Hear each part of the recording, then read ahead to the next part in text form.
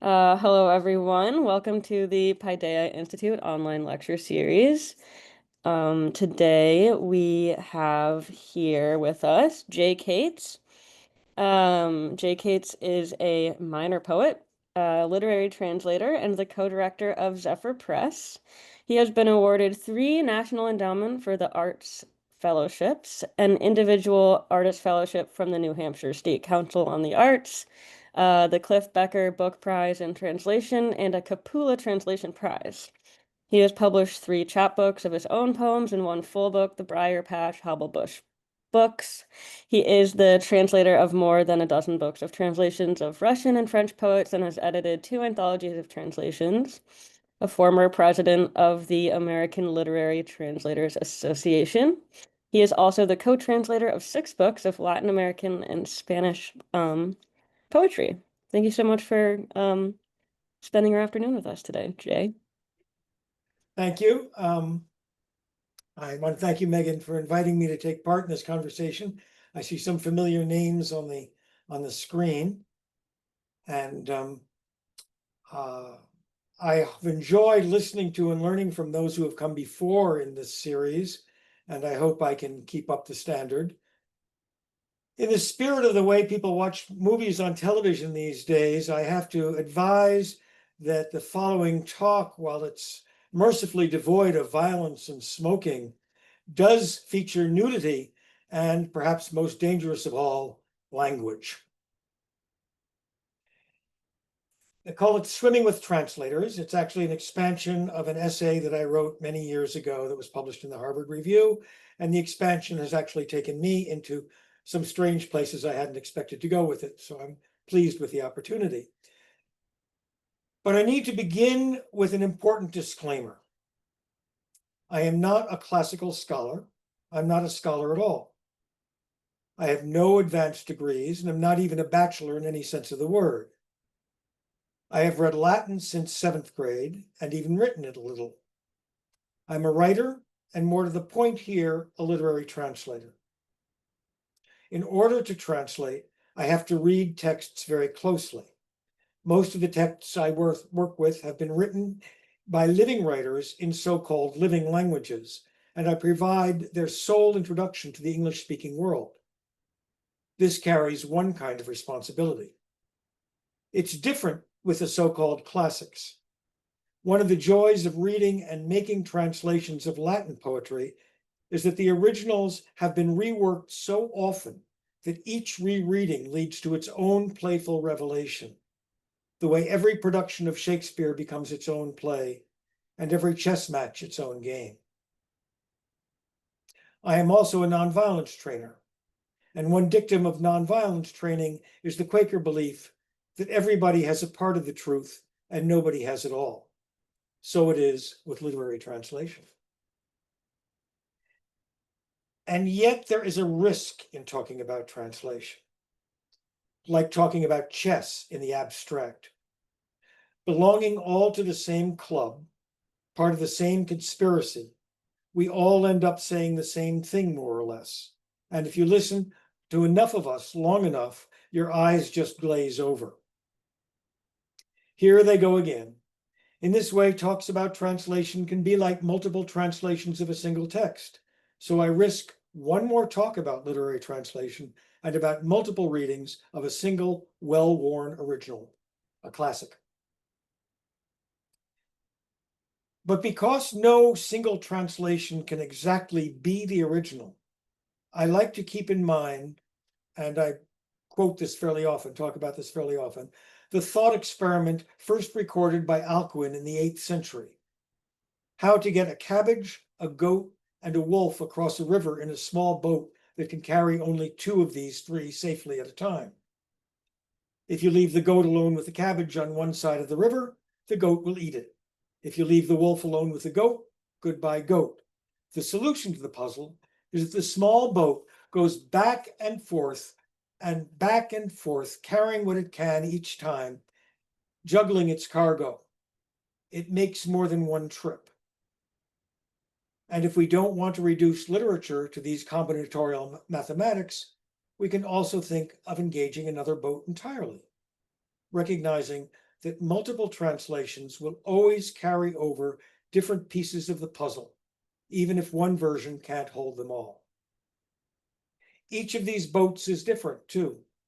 It flies its own flag, sets its own sails, plies its own set of oars, and navigates the crossing differently. This is something that both the poet and the translator should hope readers can take for granted and not kick against. But after all this, it's a dreary reality. How many critical readers keep looking for the translation of a work of literature or complain that it doesn't exist? Because every translation is an interpretation, an idiosyncratic take on the text, a reading, as Damien Searle said here a few weeks ago, not only will every reader read the text differently, but the same reader coming in at a different time will read it differently. Cabbage and goat and wolf. When it comes to freezing our reading into a single version, the word you most often hear translators coming back to in our reiterations of our craft is choice, as Diane Rayer most recently carefully illustrated in her talk about working with Sappho. The choices are ours to make, but a whole life lies behind every choice we do make. As Shadi Barch has already reminded us, where I'm coming from is as important as where I'm going. Okay, enough of theory, which as Goethe's Mephistopheles knows is gray, while the golden tree of life is green. My own particular dive into reading literary translation begins during a warm summer afternoon in the middle of Laurel Lake in Fitzwilliam, New Hampshire.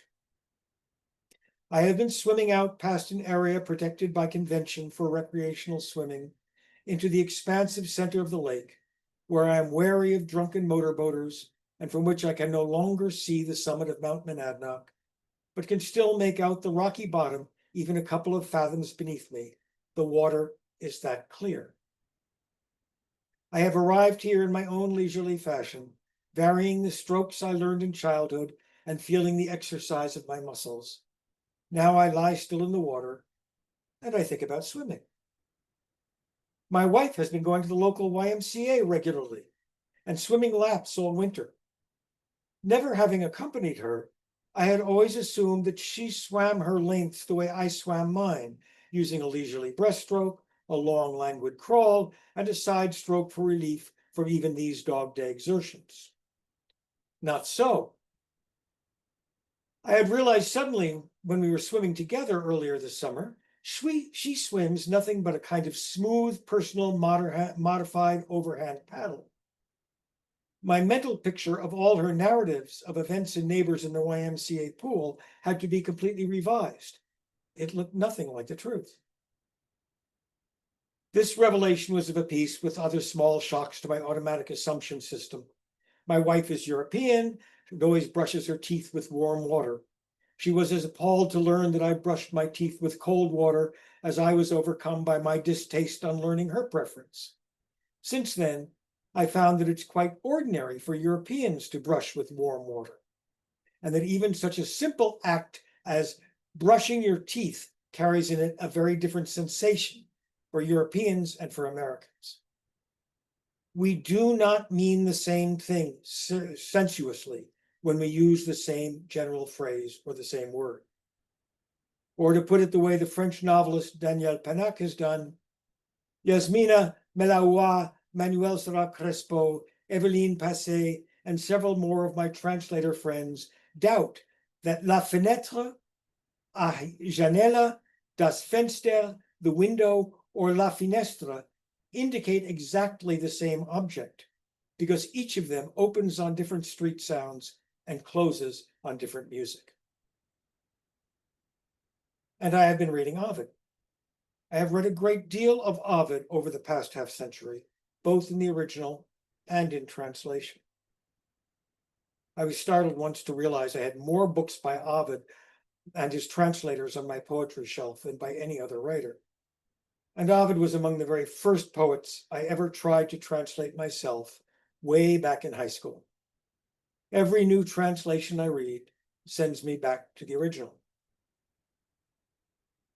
In Metamorphoses, Ovid tells the story of Hermaphroditus, watched by the nymph Salmachus as he slips into the water for a solitary swim. Ille cavus velox ad plauso corpore palmis, desilit in latiges alternaque brachia ducens in liquidis translucet aquis. Which, in about as literal a rendition as can make more than pony sense, goes, rapid he, having slapped his body with hollow palms, dives into liquids, and leading alternate arms, he gleams through liquid waters. And this is all very well. It seems clear enough what Hermaphroditus is doing, leading alternate arms. It is the overarm stroke that we call freestyle, or the crawl. He is not merely swimming, but swimming with a particular action that calls up a specific visual image. Ovid's specificity here is far more concrete than the simple abstraction swim, which can lead to the kind of mistaken picture I had created of my wife in the YMCA pool. An act of translation is not simply a rendering of a text. It is also a distillation of the translator's own cultural and personal experience. The coincidence of my own experience and a contemplation of the Latin text led me to look at translations of Ovid's lines, not so much for what they tell us about the poet, but for what they reveal about his translators. Please note that Ovid does not write that Hermaphroditus is swimming, and yet a casual reader retelling the story might easily summarize the action with that generalization, and then translate it back into his or her own concept of the action. And this is precisely what Ovid's translators have done. So please be prepared now for a deep dive into the waters around Hermaphroditus and Ovid. You may be surprised where we break the surface. The poet's 16th century English translator, Arthur Golding, whom Shakespeare read, understood the action in a way that seems completely at odds with Ovid himself when he writes, he clapping with his hollow hands against his naked sides, into the water lithe and baying with arms displayed glides, and rowing with his hands and legs, swims in the water clear. Rowing with hands and legs in no way describes the crawl, and Golding is specific in his physical metaphor. Why does he contradict the text here? Most likely, I guessed from the beginning, because for Golding, writing in 1567, swimming was something more like our breaststroke than like the crawl, and alternating arms made no visual sense to him. He saw the act of swimming as I had seen my wife's, in terms that made sense in his own experience. This guess was confirmed for me a year after my original speculative plunge in Laurel Lake, when the poet Jared Carter of landlocked Indianapolis sent me a book-length essay on swimming by Charles Sprawson. From this book, I learned that in England, swimmers had adopted as the model for style the actions of the frog, which had displaced the dog that had been the inspiration until the Elizabethan age. The cult of the breaststroke lasted until the end of the 19th century. Rowing with hands and legs describes a breaststroke as well as can be. It is clearly not Ovid's Roman stroke, unless we imagine a rower feathering his oars, but it is relatively competent swimming. What are we to make of Rolfe Humphreys' version, which has Hermaphroditus flailing through the water in as great a departure from the Latin original as Golding's?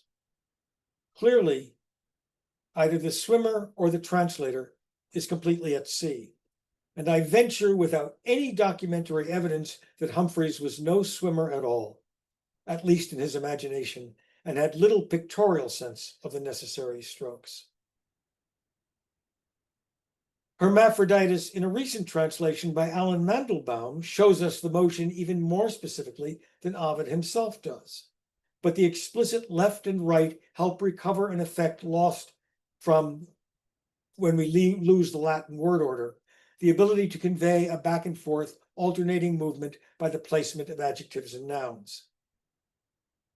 With hollow palms he claps his sides, then dives with grace into the waves. His left, his right arms alternating strokes, he glides. Mandelbaum takes that gliding motion from Golding, perhaps, but restores the Roman overarm stroke. The gliding in both of their translation is an interesting reduction of Ovid's moving picture. In the original, the body is seen glistening in the water. It shines through, translucent, like a fish. Gliding puts the emphasis back on the swimming motion itself. A.D. Melville's 1986 translation uses the abstract word Ovid ignores. He clapped his hollow palms against his sides and dived into the pool, and as he swam, arm over arm, gleamed in the limpid water. As do freer translations that do not shirk the exercise of visualizing Hermaphroditus style. On the one hand, Ted Hughes returns in an old-fashioned way to an English breaststroke and the model of the frog. And suddenly he was swimming, a head bobbing, chin surging through the build of a bow wave, shoulders liquefied, legs as if at home in the frog's grotto. But with an image more evocative of a boat than a swimming person. And then a curious melting of the body into water itself, shoulders liquefied. While David R. Slavitt's water nymph Salmachus watches him dive into the pool and swim with strong arms that cut the water and legs that kicked the clear water to froth, which is a clearly imagined crawl, allowing for some lack of discipline in the scissors kick. Striking his hands against his sides, Horace Gregory wrote in 1958, he leaped and dived, overhand stroke into the pool. This catches speed, but stops short of Hermaphroditus actually in the water, where Salmachus watches him. In the newest translation I have on hand, Stephanie McCarter has written, rather broadly and breathlessly, he strikes his chest with open palms, then quickly dives in the water. As he swims, he shines through the translucent stream as when clear glass encases ivory statues or white lilies. For her, it seems as though Hermaphroditus is swimming completely underwater, shines through the translucent stream. This will certainly not be an arm-over-arm movement. It comes closest, in fact, to my wife's surface stroke. David Rayburn stays almost as literal as our original pony crib and does a dandy job with the flowing alliterations of in liquidus translucet aquis with his gleamed in the glassy water. The young man, cupping his palms and slapping his torso, swiftly jumped down into the pool. As his arms flashed out in alternate strokes, his body gleamed in the glassy water. While Charles Martin, in the same year, brings us, and after splashing water on his body with his cupped palms, he dives into the pond and breaks the surface with an easy crawl, which, visualize and actually names Hermaphroditus' aquatic movement with one single stroke, but which also raises another visual question. In New Hampshire, a pond can be a substantial body of water. My own Laurel Lake, which until the gentry got hold of it was called South Pond, is 180 acres of crystalline purity. While in much of the English-speaking world, a pond is, as the American Heritage Dictionary has it, a small body of still water. Hermaphroditus' watering hole is a place of ad ludentibus undis and temperate water. We'll come back in a very little while to the connection between where Hermaphroditus is swimming and how he is swimming. But can we be sure of our visual picture from Ovid himself? Another line of inquiry set me wondering what our classical forebears saw when they translated the word swimming into action, if indeed they used such a word at all. Remember that in his narrative, Ovid doesn't. The neutral Latin verb natare can mean either to swim or to float, equally applicable to Alcuin's small boat or to me in Laurel Lake. Pliny the Younger has dolphins and boys playfully swimming together in a navigabile stagnum on the coast of Africa, but we don't know how they moved. Like natare, stagnum is also a vague or neutral word with multiple meanings. We'll get back to it in a minute. It can be a still pool, or a bay, or a strait. Ovid used it of the Bosporus, where he had used the swim verb in Hero's letter to Leander. There, natare rides a sexual undertow we really can't be distracted by in this talk, although not at all irrelevant to the full story of Hermaphroditus and Salmachus. If the overarm stroke comes to us only from the South Pacific and only in relatively modern times, as many, including Sprawson, seems to think, what did swimmers in the Mediterranean basin do? Happily, there is evidence that Sprawson is mistaken. According to Dr. Philip Witten, an ancient Egyptian wall relief clearly shows soldiers of Ramses II using an overarm stroke to pursue their Hittite enemies across the Orontes River more than 3,000 years ago. The breaststroke, according to Dr. Witten, has been depicted on rock drawings, friezes, and pottery throughout the world. Ovid's older contemporary Propertius also closely describes the act of swimming without naming it. Teneat clausam tenue toitrantis in unda alterne facilis cedere lympha manu, which I would roughly put, let the fresh spring water of Toithra hold you in its weak wave, easily moving one hand after the other. One hand after the other may be that same alternus of Ovid's alternate arms. Vincent Katz translates alternate manu as arm over arm, yet the difference between Ovid's arm and Propertius' hand may be more nuanced and exact than Katz allows. The motion seems to be the same motion, but perhaps, after all, closer to my wife's paddling than to a full-bodied crawl.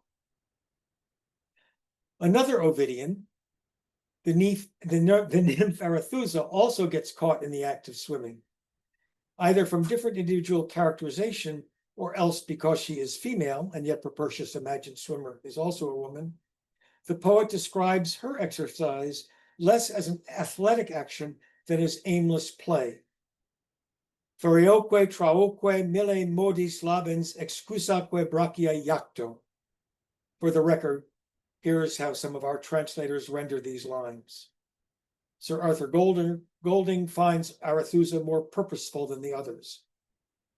And threw myself into the stream, which as I dallyingly did beat and draw, and with myself 1,000 mestries try, in casting of mine arms abroad, and swimming wantonly. Rolfe Humphreys, the ideational non-swimmer, obviously at no disadvantage here, but again, distantly vaguer than anyone else, wrote, I beat the waters with one stroke and another, and turned and glided. While Alan Mandelbaum gets most caught up in the act itself. I strike those waters in 1,000 ways, dividing, joining, splashing as I play, my arms withdrawing, plunging in. Slavic turned self-consciously metaphorical. Naked, but not thinking about it. I was a child, a fish, swimming and plunging, floating, enjoying myself. Melville's Arethusa dropped into the water, plunging to and fro in countless twists and turns. I flung my arms and gaily gamboled there. None of these quite catches the random flailing of the poet's own original word order, nor his 8-word succinctness. and none responsibly systematizes Arethusa's activity in a stroke we can confidently recognize. An amateur Homeric scholar searched further back in time and literature for me. We both recalled a great deal of swimming in the Odyssey, but found only one specific reference. Odysseus, obeying the first rule of water safety, clings to the wreckage of his boat as long as he can. In Book 5, when Odysseus is shipwrecked, he is urged, according to Robert Fagles, by Leucothea, to strip off those clothes and leave your craft, strike out with your arms for landfall there, but delays doing so until there is nothing left to cling to. And then he dove headfirst into the sea, stretched his arms, and stroked for life itself. The extension of his arms may be swimming, as Fagles understands it, or it may be the very act of diving, which is also the votive posture of a Greek supplicant, as A.S. Klein translates. Odysseus, arms outstretched, plunged into the sea, prepared to swim. Emily Wilson, on another hand, has Odysseus diving into the sea, spreading his arms to swim. I find this difficult to visualize, especially in rough water. And ultimately, does it matter? In conversation, the only translator I was able to talk with directly about all this rigmarole, Mr. Slavitt mockingly raised the question with me when I asked him about his own swimming technique. Who cares how Hermaphroditus or any other actual or mythological ancient swam? My answer can come only from my own experience as a reader, a translator, and a swimmer. As a reader, I want to know what's really going on.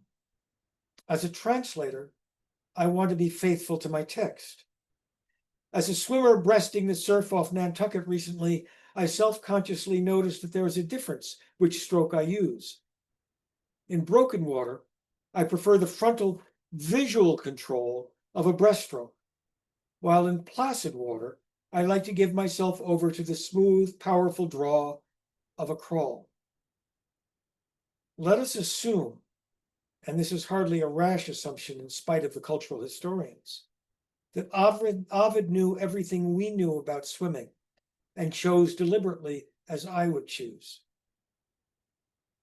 Now the careful reader sees how the stroke is part of the description of the limpid waters in which Hermaphroditus swims. If we know how he is swimming, we know where he is swimming. Visual artists through the ages have almost invariably pictured an overgrown grotto with little or no room to swim at all. In their urgency to merge the bodies of their Salmachus and Hermaphroditus, they haven't read Ovid nearly as closely as we are doing. We already know from our first introduction to Hermaphroditus a 100 lines before what the landscape is. He is drawn to a crystal clear stagnum, free of bulrushes or thorny plants, surrounded by soft grass. And given that Salmachus is a naiad, Ovid likely had a specifically known landscape in mind. Whether it is the one in Turkey traditionally associated with her or not, we cannot know. What we can know is, poet that he is, Ovid has been telling us more than one thing at once. And to me, Salmachus's watery realm does sound suspiciously like my own Laurel Lake, which of course is where we began, with the reader-translator imposing our own experience on what we're reading or making choices about. Maybe not imposing, but entering into a conversational partnership with it and with every other translation we read. And this is not different from what others have said and keep saying, as if we constantly need to be reminded. We can end here with Mary Beard. The study of classics is the study of what happens in the gap between antiquity and ourselves. It is not only the dialogue that we have with the culture of the classical world, it is also the dialogue that we have with those who have gone before us, who were themselves in dialogue with the classical world. It is we who ventriloquize, who animate what the ancients have to say. Thank you. Thank you so much, Jay. Bravo. So we have time for questions. If you would like to ask a question, you can use the raise hand feature at the bottom of the screen, or oh, thanks, Diane. Or you can put a question in the chat, and I'll read it. If you choose not to speak live. So also, if you want to ask a question live, but you can't find the raise hand feature, you can just unmute yourself and jump in. That works too. Shout it out. Shout it out. Yeah.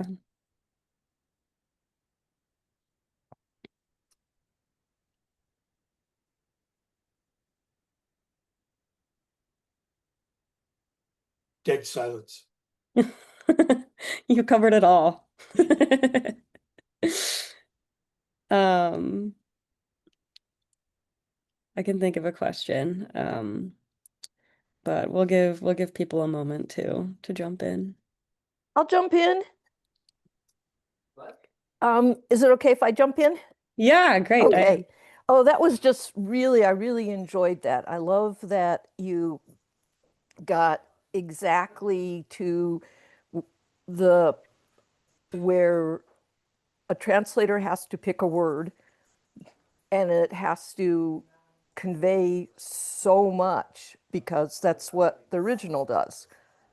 And I love the way you said it tells the how and the where, and you know, where you choose deliberately because Ovid chose deliberately. And so your word has to convey that. And of course, your time and place changes how we understand it, right? So having those other translations and other ways of swimming, which as a total non-swimmer, I never would have thought of. Okay. So you're in the Rolf Humphreys school of translation for this. Well, for swimming, Yeah. I mean, just like when I was translating things having to do with boats, which I know nothing about, I consulted with a sailor Mhm.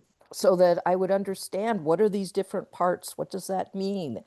I mean, so I don't have to be a sailor to understand, to translate it, but I never thought about, oh, when swimming terms, of course, you need to understand what was happening then, what would Ovid have been meaning, how can we convey that, and to understand what was really going on, as you put it. So just fantastic. Thank you.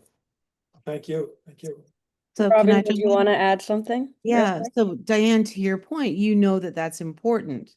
So you know that there's a cultural transfer going on and you're bringing from your culture and trying to translate what Ovid is communicating from his, and he's writing from his body of knowledge. So it's your responsibility, if you care, to do the research on the stuff that you don't know about. And you've done that.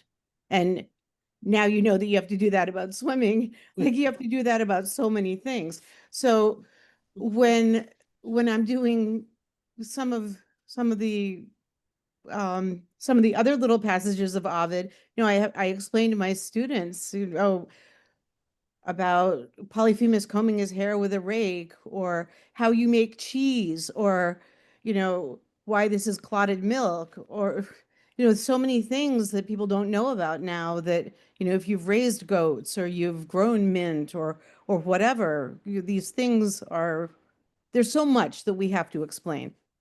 And I think that's important that translators do those things. So thank you so much, because comparing all the different translations does illuminate that. Thank you. Welcome. Jay, did you want to respond or should we have I another said, well, question? so far it's thank you. I mean, you're reinforcing. I'm worried that I was boring everybody to death. No. By getting down into with these details, I mean, I love it, and I actually left out the footnotes as well. So No, you're speaking to a bunch of nerds here. Come on now. Meredith, do you want to ask a question? Yes. hello, Meredith. Hi, Jay. I'd love to hear the footnotes, but our son Dan, who's listening here too, has a question. He writes, "Thank you for this deep dive into a shallow swim. Ouch, that hurts my head. My question, my question is, are there certain kinds of passages that seem to stimulate this kind of translator diversity?" Ooh. Well, I would guess that anything that calls for that kind of specificity. I mean, um, anywhere we look where we have a general word, where we have a general term that we tend to fall back on, but that the original is not using deliberately not using that general word, I think would flag that kind of thing. Um, uh, but I do not, I mean, that's an interesting question. You make, I mean, I've sort of, this has been sort of my laboratory for this particular one. But I would think that almost any writer who focuses carefully on any action, particularly actions, I think this would refer to, because we do take them for granted. We do take our movements for granted in a way that other people may not. I have to think about that harder, though. Maybe someone else can come in, maybe someone else can come up with other. Um, just one quick thing.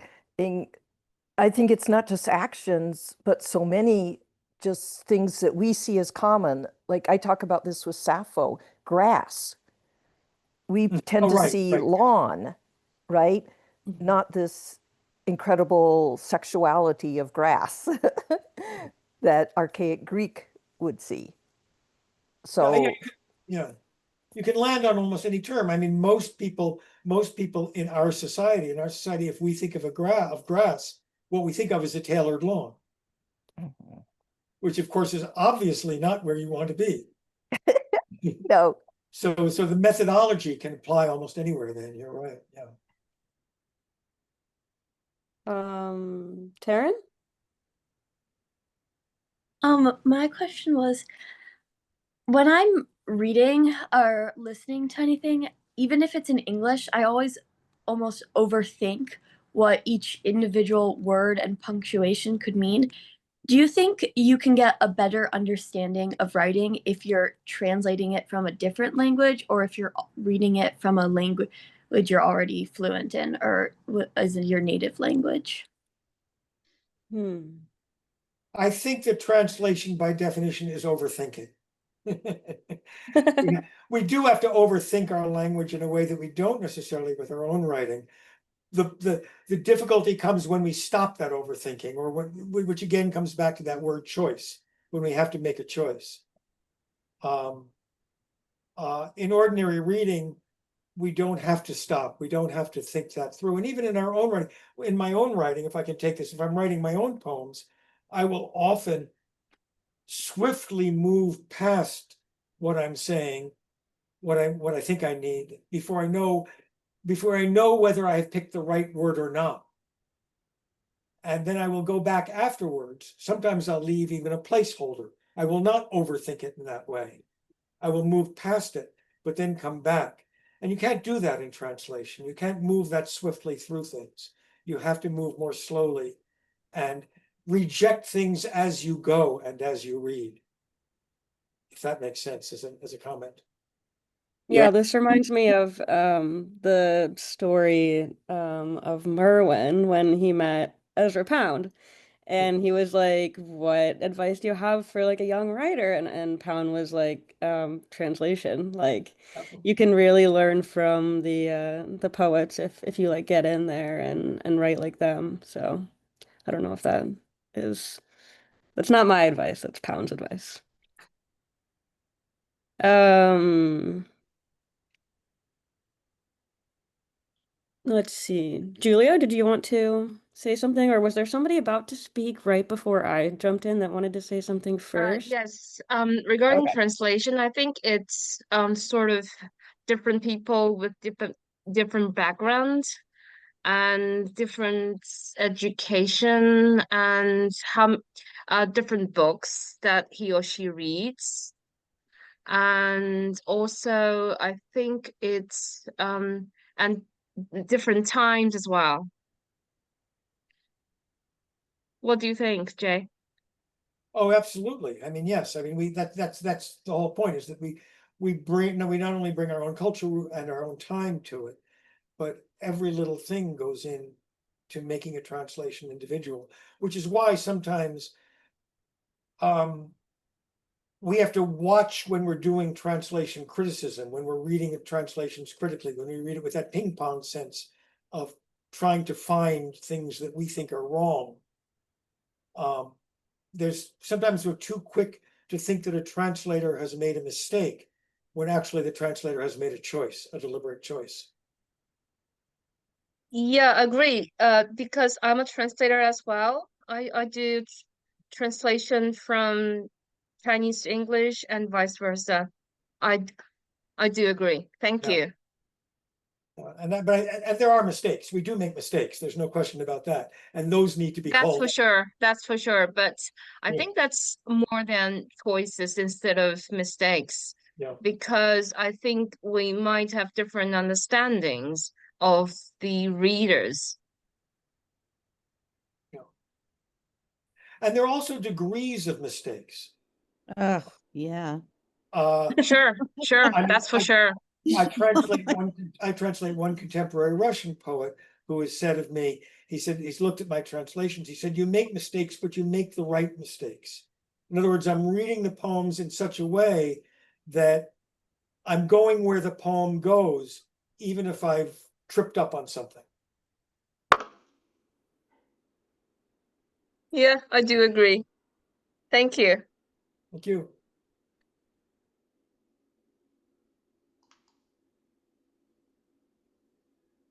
We have a little time for one or two more questions if anybody else wants to ask anything. I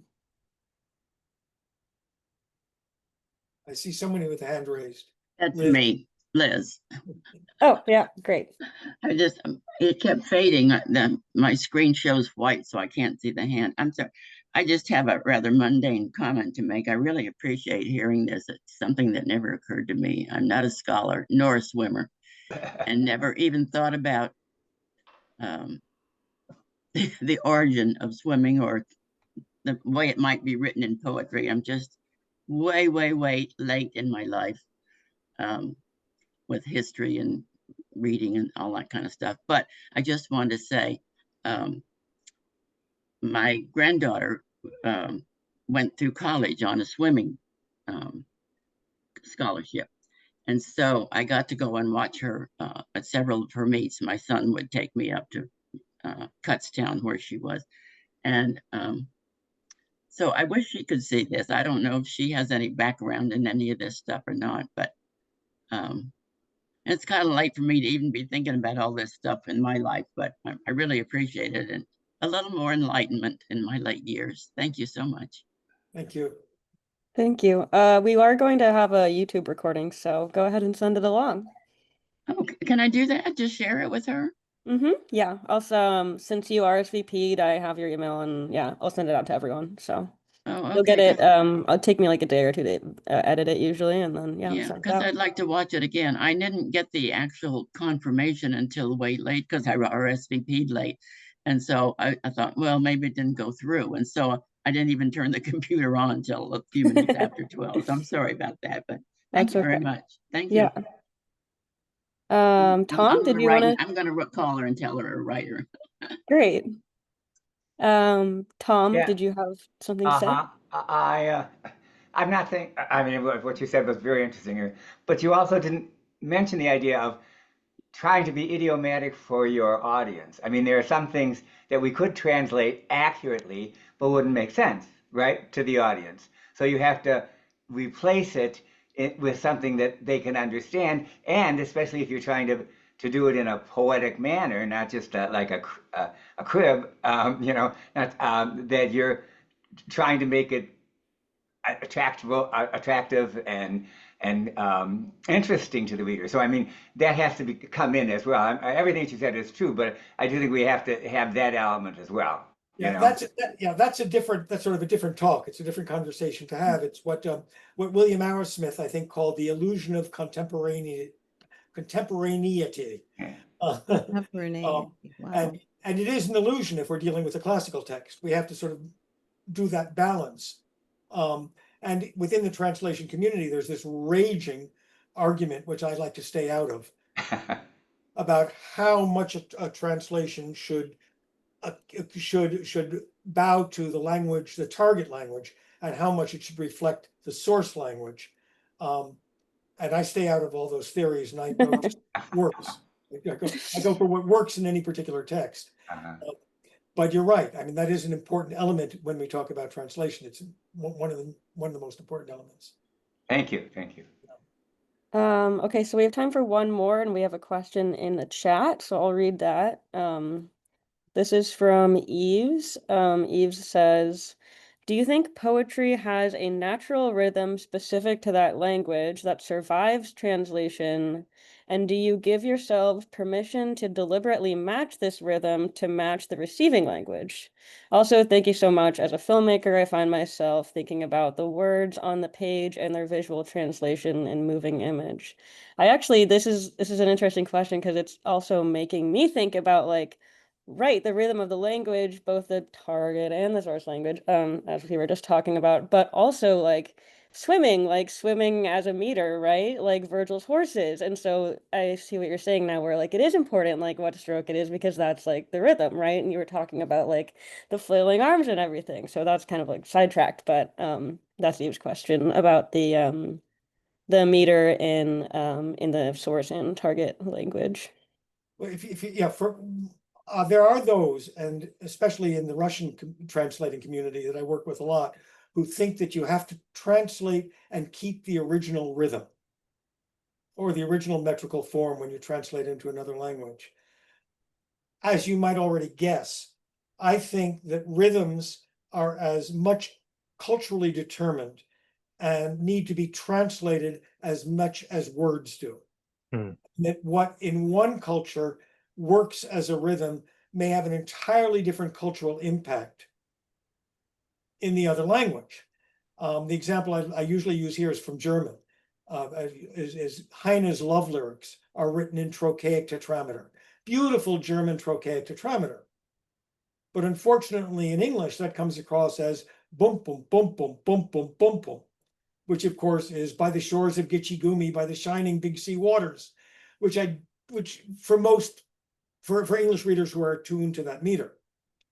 So what happens is that the cultural translation gets distorted by our own cultural history in our language.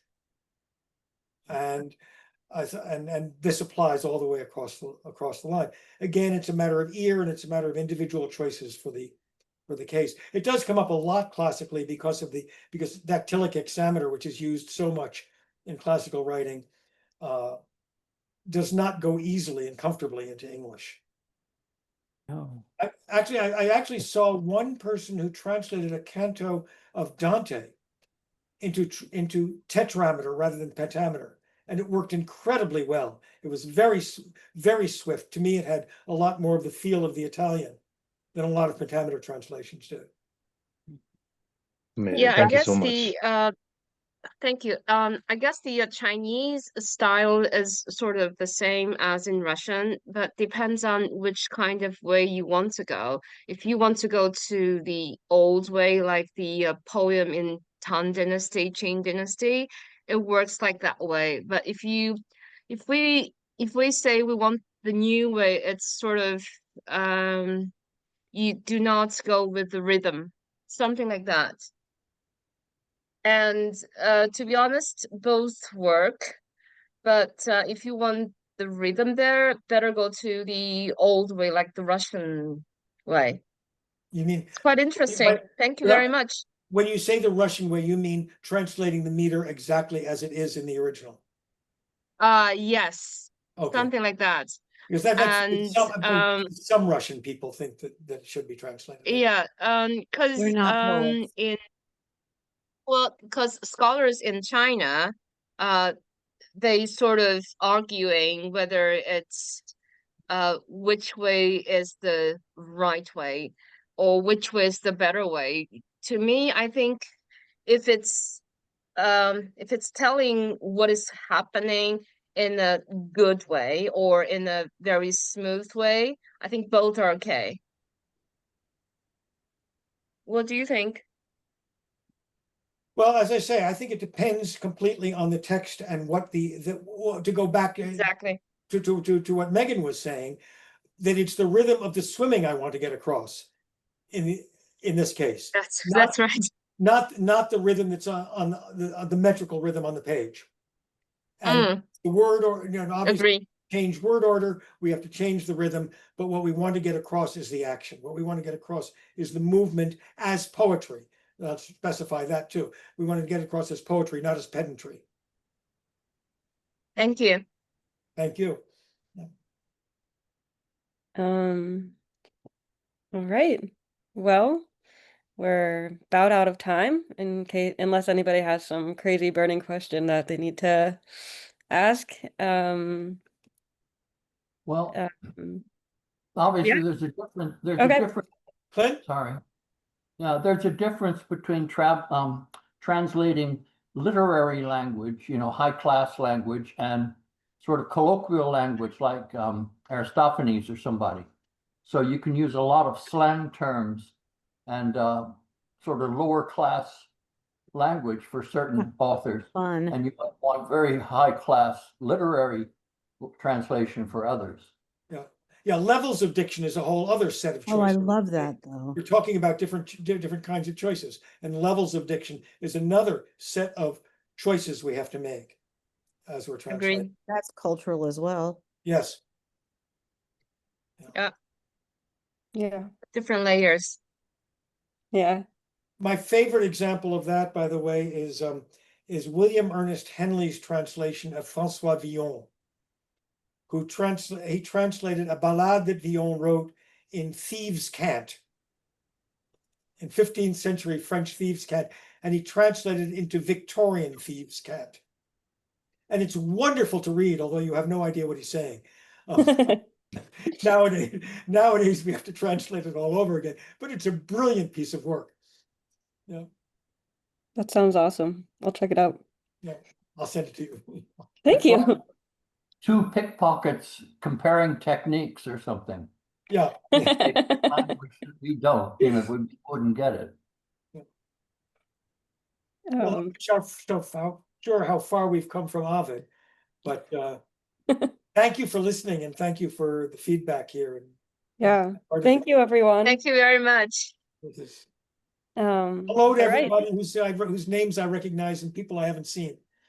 Yeah, me too. All right. Well, that wraps up our lecture this afternoon. Thanks again to Jay Cates for sharing your afternoon with us. The